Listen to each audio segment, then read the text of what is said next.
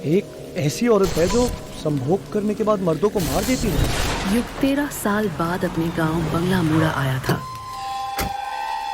जहां उसकी मुलाकात हुई एक बूढ़ी औरत से जो बता रही थी कहानी यक्षिणी की। बच्चा बच्चा जानता है कि यक्षिणी जितनी खूबसूरत है उतनी खूंखार भी। पहले तो वो अपनी खूबसूरती का रंग दिखाती है, फिर संभोग करती है और उसके बाद देती है मौत। तो क्या वो एक डायन है काकी? ना वो डायन है, ना भूत है, ना कोई प्रेत आत्मा। वो यक्षिणी है। कुछ सालों पहले एक कवि बाबू के साथ उसने संभोग किया था, फिर उन्हें मार दिया या खा गई। ये आज भी राज ही है। वो कवि बाबू मेरे ही पिता थे।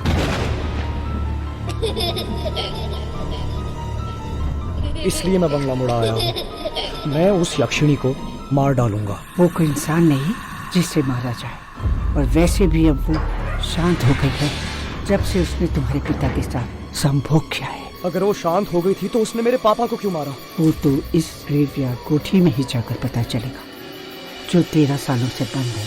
बात करते करते अब युग ग्रेवयार्ड कोठी के सामने पहुंच गया था, और जैसे ही उसे पता चला कि इस कोठी में यक्षिणी है, तो युग ने गुस्से से ग्रेवयार्ड कोठी का दरवाजा तोड़ दिया और अकेले ही कोठी में घुस गया। तभी उसे एक आवाज सुनाई दी। कौन है? वो उस ओर भागा।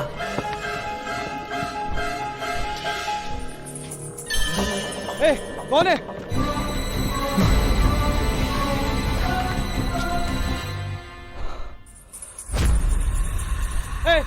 ए, रुको!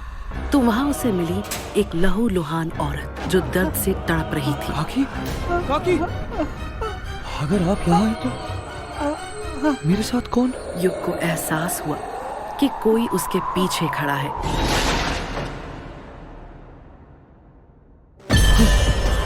आ गया तुम। तेरा ही तो इंतजार था।